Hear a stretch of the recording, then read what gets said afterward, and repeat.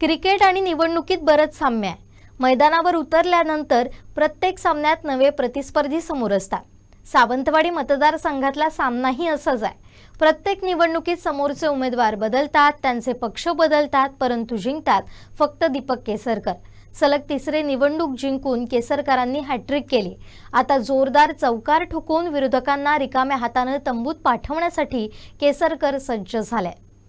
राज्याच्या राजकारणात अत्यंत महत्त्वाचं स्थान असलेलं हे राजकीय नेतृत्व, राज्याच्या राजकारणात अत्यंत चांगल्या पद्धतीने सेटल झालेलं आणि मतदारांनी सलग 3 वेळा पसंती दिलेलं हे नेतृत्व, शांत संयमी पण विकास कामात तितकंच आक्रमक असणारं नेतृत्व, अनेक राजकीय वादळातही आपलं उत्तुंग स्थान कायम ठेवणारं नेतृत्व म्हणून केसरकर यांच्याकडे पाहिलं जातं। या नेतृत्वाची ताकद आणि उंची सर्वसामान्य मतदारांना समजते, परंतु विरोधकांना अजूनही का समजत नाही?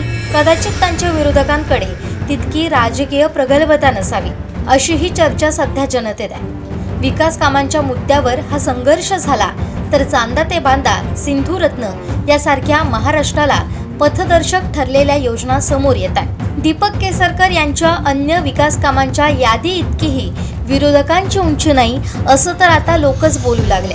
धनशक्तीवर तर नेहमीच जनशक्तीनं विजय मिळवलाय, हा महाराष्ट्राचा इतिहास आहे। त्यांच्याकडे आलेला कोणीही रिकाम्या हातानं परत जात नाही, मग तो कोणत्याही पक्षाचा, गटाचा, कोणत्याही जाती धर्माचा असो।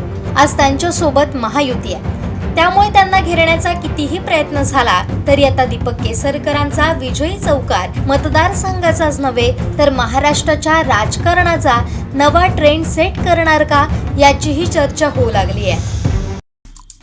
आमचे दिवसभरातले सर्व अपडेट्स, ताज्या घडामोडी आणि थेट लाईव्ह पाहण्यासाठी सबस्क्राईब करा, लाईक करा कोकणचं नंबर 1 महा चॅनल कोकण 7 लाईनचं YouTube चॅनल।